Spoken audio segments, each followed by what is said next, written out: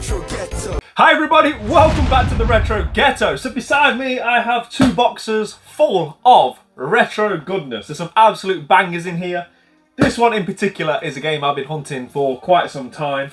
So yeah, we're going to get to that. But for those of you that don't know, I am on the pursuit for the full Super Nintendo set. That's right, the full PAL set. I believe there's 531 games in said set. So with these additions here, I'll be at a bit of a milestone. I'm going to be at 300 boxed Super Nintendo games. So, you know, we're getting there, right? We're considerably over halfway now. And yeah, we're getting to that point where it's getting a lot harder to add to the games that I still need, because obviously the Super Nintendo is a very expensive console to collect for at this point, and obviously with sort of 25-30-year-old cardboard, it's getting harder and harder to find, at least in somewhat presentable condition, for me to add to my Super Nintendo wall. But like I say, with us getting to that point, a big milestone of 300 box games, I thought it was a good time to not only add some new additions, but also take a look at an overview of my full set quest. But with all that being said, let's get into it, shall we? So I've got a box here. I made 3 purchases, which came about via a Facebook group listing. And what these games all have in common, besides the fact that they're Super Nintendo goodness, is that they were absolute bargains. The money I've spent on these games, I've seen one of these games listed for more than the combined value. So yeah, just to give you some idea as to how good a deal I think I've got, but I'll let you guys be the judge of that. Let's get into it. Hopefully they are what I think they are, because as you can see, I've not had a chance to open them yet. Right, so we've got bubble wrap, which is always a good sign, and yes, always nice to see box protectors. So the first game in this box is Last Action Hero. So this is a 1994 action game based on the 1993 Arnold Schwarzenegger movie. It was also released on the Nintendo, Mega Drive, Game Boy, Game Gear and Amiga. And there was actually Sega CD and Master System releases planned, but they were ultimately scrapped, which probably is because the game's terrible. Yeah, this one isn't the best, I'm afraid. As you'll be seeing on screen now, not really much to write home about, right? Very uninspiring in terms of the graphics, the gameplay. It's all very standard, and yeah, it seems to be the antithesis of cheap cash grab from a licensed movie, right? Just sort of churning out a game which was very much all the rage in the mid-90s. There's so many movie adaptations. I own a whole plethora of them on the Super Nintendo. Some good, mostly bad, and a couple indifferent. But yeah, this one is probably in the bad pile. But classic movie, it brings back a lot of nostalgia for me. And yeah, you know, guys, I'm a collector, right? So it's not one that I'm in a rush to play, but I'm in a rush to add it to my shelves. Very, very happy with that. I've got a bit of an Arnold subset going on now. There was you know, it's like the meeting of two giants, right? Super Nintendo and Arnold Schwarzenegger movies at this time period. Just, yeah, two of the biggest things, certainly in my world as a kid at the time. So always great to be able to add games like this to the collection. But as you'll be seeing again on screen, it plays like a beat 'em up, but a very simplistic one. It is actually a very rare game, however. I couldn't find one complete copy of this game for sale on eBay at all, and I think the cheapest one without a manual was like £190. So yeah, not an easy or cheap one to get a hold of. This is complete, as you'll be seeing. Manual's seen better days, but it's all there. Happy with that, and that is the first of the Super Nintendo games out of this box. So let's carry on, shall we? Let's see what's next in this lottery of SNES games. Oh, hello. Okay, this is more like it. So this is let's just show you what it is. The Mask. This one's a 1995 side-scrolling action game developed by Black Pearl Software. And as I've said, right, movie adaptations in this period were ten a penny. And as we've already discussed, not many of them were that great. But if ever there was one which has the source material to translate to a good game, it's The Mask. Jim Carrey's The Mask, which is loosely based on the Dark Horse comic book, is perfect for game adaptation with its over-the-top comic book caricature style, and yeah, whilst it might not be the best platform game on the system, this one certainly holds its own. As you've seen on the screen now, fantastic graphics. It's one of them games which has great sprite work, and it really lends itself well to the source material. All those fantastic things that Jim Carrey had us doing in the 90s, right? All that over-the-top stuff, you know, that was all part of my vocabulary growing up. Smoking. I'm sure I wasn't the only one. But as you'll be seeing now, the fantastic sprite work when they're like pulling out all the guns and the oversized hammer and all that fantastic stuff, which is a part of that movie, has been translated fantastically well to this game. Apparently these levels are very large, so you can get a bit lost in them. But even though the levels are a bit of a maze, there is at least some attempt here at unique gameplay besides from just a cheap cash grab. So yeah, this is one that I'm delighted to have, not only because it's not a bad game, but this is everything, right? This just screams 90s. The colours, the movie, the actor, everything about this is, yeah, just takes me back to that period in time, that nostalgia, which is, you know, why we do this, isn't it? So to have this with its bright colours that will definitely be finding a home in the green section on my Super Nintendo wall, yeah, absolutely delighted with that. And once again, certainly not a cheap game. The Mask has eluded me quite a few times over the years. The cheapest on eBay right now is £180, with some as high as £440. Welcome to the world of mint Super Nintendo collecting, I guess. But yeah, like I say, not a bad one. Got good reviews across the board. Total Magazine gave this 82 out of 100. EP Daily gave it 8.5 out of 10. So yeah, definitely bucks the trend in terms of poor movie adaptation games. Right, where are we? I picked up like quite a few, didn't I?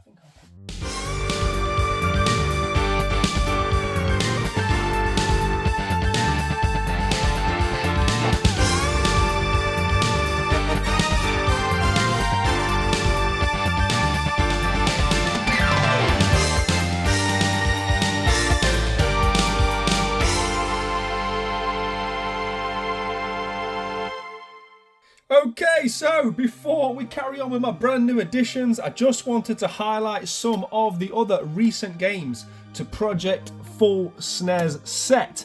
I want to kick off with this one. This was my #1 target for a long time. This is the Great Circus Mystery starring Mickey and Minnie.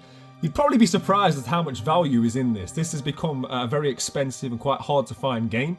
A really fun game. Sadly, we only got 2 of the 3 Mickey trilogy games on the PAL territories. We got Magic Quest and this one. Since buying it, I've played through this game, really enjoyed it. Fantastic sprite work, as you'll be seeing on screen now. Only a short, easy playthrough, but yeah, really a great addition to my Super Nintendo set. And as I say, that was my #1 target, so great place to start.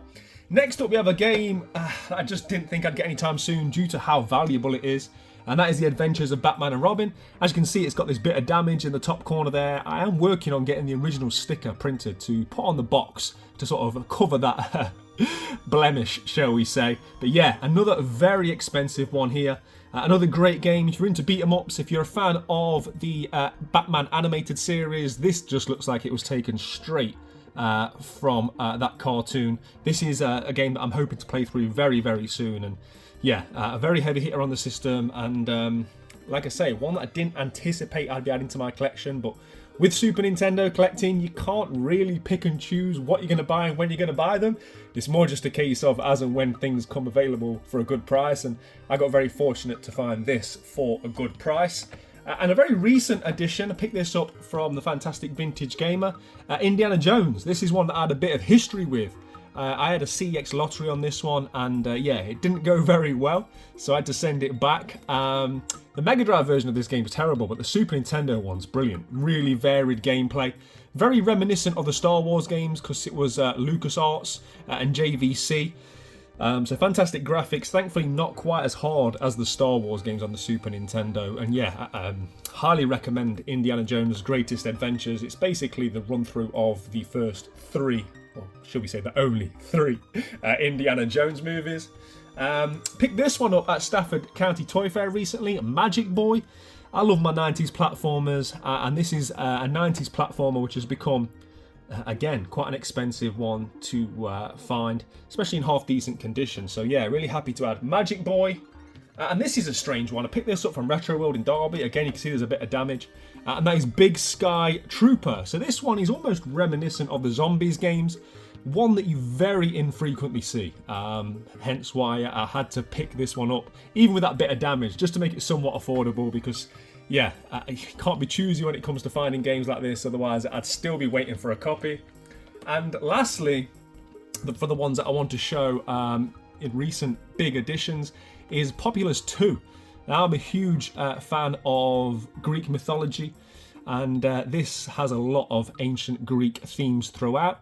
The first Populous game is very cheap. It's one of the most common cheap games on the system, but for whatever reason, Populous 2, Trials of the Olympian Gods, has become a very expensive game. This is the only copy I've ever seen of this game, so yeah, another one that I was delighted to add to my collection. And like I said, I just wanted to quickly highlight some of the bigger hitters that we've had since we last did a full SNES set update. Right, let's pop these on here. And let's keep it going, shall we? So, the next game in this box. Right, okay, this one's a strange one, because I've only ever seen this game in person once before. It was at a random game shop, I can't even remember where it was. But it was very expensive. I think it was like, best part of £300. I don't know if it's worth that. It's just very uncommon. I think I saw one on eBay that sold, but it was battered for about £60. So, again, it's very difficult when it comes to Super Nintendo to put specific values on things, simply because it's so much condition dependent. Thankfully, I'm far from a mint collector. I'm probably happy with sort of a 6.5, 7 out of 10 at a minimum. Anything below that, I'm not saying I won't add it to the collection, but it's something that I will be looking to upgrade going forwards. But yeah, it definitely helps me out with collecting games that my tastes aren't for the mint, shall we say. But anyway, I digress. The last game in this box is, and you'll notice the theme here, Cliffhanger. So this one's described as being a beat-em-up platform game, and it does certainly contain elements of both, but probably both average, neither great. As you can see, it is predominantly a beat-em-up, but you only sort of get 1 or 2 characters on screen at a time. There isn't much variation in the enemies either. They might have a slightly different jacket on or something, but yeah, not the best beat-em-up you're ever going to see. And in terms of the platforming, you're looking at a couple of jumps every now and again amongst the snowy backdrop. But this 1993 release is, of course, based on the Sylvester Stallone movie of the same name. A plane filled with terrorists attempting to steal money from a treasury plane whilst airborne is shot down by the FBI. The main character, Gabe, or Sly himself, responds to a SOS call, not realising that it's coming from the terrorists. After his partner is taken hostage by them, Gabe must locate the money in order to save his partner. You'll be given a knife and gun and other such things, but generally speaking, this game is very repetitive. Some of the reviews are quite damning. It got like 4s out of 10. But yeah, like I've already said, right? There's only so many times I can say it. These movie tie-in games aren't known for being the best, but they have become rare. They have become expensive, and probably because nobody wanted them at the time, right? But if, like me, you grew up a huge fan of action movie stars such as Sly, it's just pure nostalgia to be able to add these games to the shelf and to my ever-increasing Super Nintendo movie collection. So yeah, another rarer one to add to the collection. And whilst I do appreciate the seller sending me them in these protective boxes, because these themselves are getting more and more expensive, such as everything is, right? I'll have to take off the protective seal, the protective plastic. And there we go. 3 Super Nintendo movie adaptation games added to the collection. You'll have to let me know in the comment section if you played those games and which of those 3 is your favourite movies. 3 very different movies there, right? But let's move on, shall we, to the final one. This is a good game. This isn't a movie tie-in. This is something I've been after for, I was going to say months, but it's probably closer to years. It's one of them games that you do see, but it's either overpriced or not complete. I've seen this at game fairs without a manual many times on my hunts, and I actually saw it at CEX just last week on last week's vlog. Again, without a manual. Now, this game without a manual at CEX is £100. I think it's £120 with a manual, but never in stock, unsurprisingly. So when I went on eBay and saw this complete for £90, and it looked to be in decent condition, we shall find out shortly, I jumped straight on it. It had like 14 watches. I don't know what people were waiting for. For me, £90 for this game complete is as cheap as I've seen it. So yeah, I jumped straight on that. Let's get into it, shall we? Big enough box, so it should be well protected. Definitely is. Right, okay.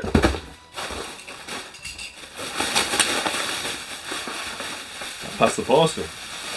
Okay, looks in really nice condition. Yeah, man, happy with that. And that game is Magic Sword. Originally, this was a 1990 coin-op arcade game known as Magic Sword Heroic Fantasy, later ported to the Super Nintendo with the shortened title of just Magic Sword. And as well as the box art being one of the reasons why I've been desperate to add this to my collection, even more importantly than that, as you'll be seeing in the top left-hand corner of this game, it's a Capcom game. And I mean, at this point in time, it was just a guarantee. It was a seal of quality, a seal of approval. And yeah, I certainly want, I want all the games, so I'm going for the full set, but I'm in a rush to get all the Capcom games, that's for sure. So this is definitely one which has eluded me for quite some time, so delighted to finally have it in my possession. Now the game plays as more of a hack and slash than a traditional beat 'em up game, and it takes place on an unnamed world. You, the hero, must fight your way through a mystical tower. There's 51 floors on this tower, so it's like 51 short levels, and what's unique about this game is that you can actually start anywhere from level 1 to level 33, I believe. So you can almost pick your entry level in terms of difficulty to this game. It also has some small RPG elements. You can add various different power-ups. You can increase your weapon over time, and you can also have assistants with you, so you can unlock characters that will help you. They are AI of the 90s, so you know, don't expect them to be implemented much strategy, but it definitely helps to have these fighting alongside you, as you'll be seeing on screen now. And yeah, just what can I say? It's Capcom, it's fantasy, it's hack and slash, it's everything that I love about this sort of era of gaming. So absolutely delighted to finally add this one to my collection. And again, let me know if you've had any experience with this one, because from what I understand, it's not quite the arcade version, but it's a damn good port, and it's definitely deserves its place in the Super Nintendo library.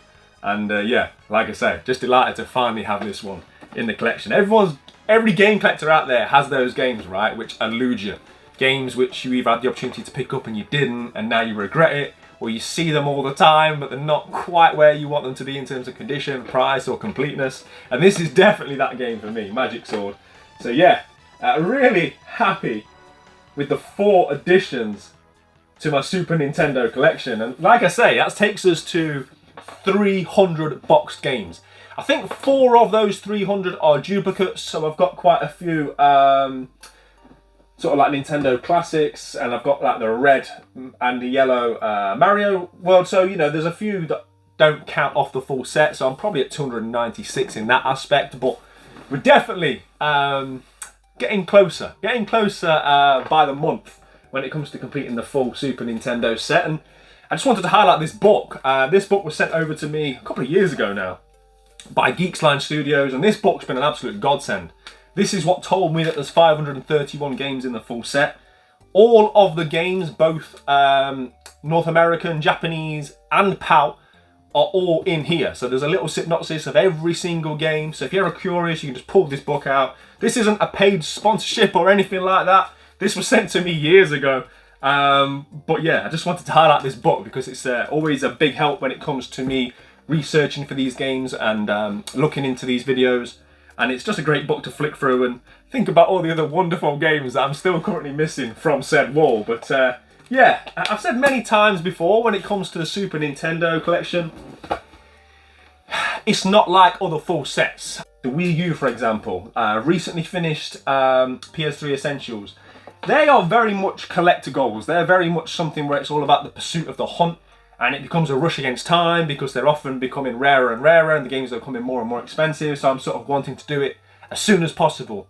I can't get to the finish line quick enough. Now, the Super Nintendo is very different. This is a labour of love. This is why I collect video games. This is why I'm a video game fan. Everything what that I do, whether it be this channel, my collecting, this room, everything sort of stems back from, I think it was Christmas 1994, getting that Mario All-Stars Super Nintendo box. I've told that story many times.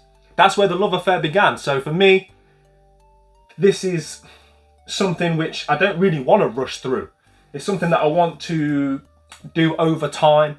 I want to appreciate every single game as and when I get them. I want to be able to learn about each game as I get it. I want to be able to play it.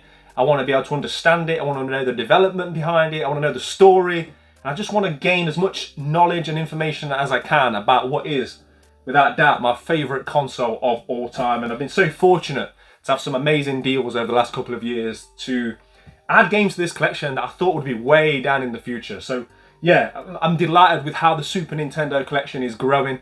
But like I say, even if it takes me 10 years to finish this set, that's all good. It will happen. And it's a good job, I feel like that, right? Given how expensive some of these games are. Like I say, we're getting to that point now where the vast majority of the cheaper and the more common games I already own. So we're getting to that point now where there's some very expensive games, and not all of which are good games, you know. There's going to be some soul searching when it comes to paying a lot of money for some of these games, which, like I say, are not good. They're just rare and uncommon, but it's all the pursuit for the bigger goal, which will be, I don't want to say my life's goal, but certainly my collecting life's goal, my channel goal, my focus. This will be, without doubt, my biggest task. I don't think as a video game collector there's that many bigger things you can achieve than a full Super Nintendo set. It's not easy, it's not cheap, it's not for the faint-hearted, and unless you love it as much as I do, I wouldn't recommend it, but I thoroughly am enjoying the journey, I really am, and we'll get there, and hopefully you guys are going to come on the journey with me. Speaking of said journey, I have got a big, and I mean big, heavy hitter being added to this collection very soon. If you've been following the channel, you will know that I recently was able to amass a large amount of CEX vouchers, and that video is dropping very soon in terms of that CEX order. I finally placed it after many, many nights of looking at the basket, arranging it, rearranging it, hoping certain things come into stock, things going out of stock. It's done, it's locked in, that CX order will be with us shortly, and like I said, there's going to be a heavy hitting Super Nintendo game in there, amongst many other fantastic things. So keep it locked to the channel for that one. But as always, thank you very much for taking the time to watch. Play your games, keep it retro. I'll see you on the next one. Take care. You're watching the Retro Ghetto.